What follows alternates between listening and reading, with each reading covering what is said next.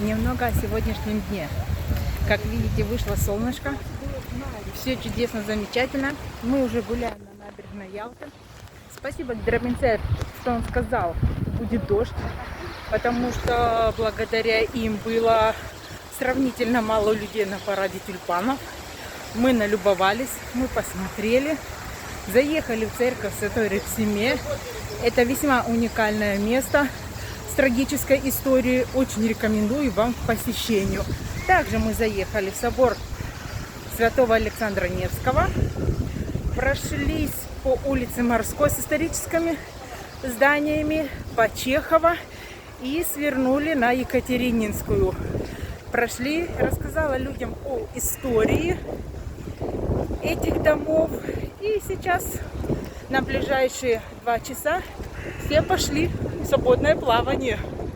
Погода шикарная.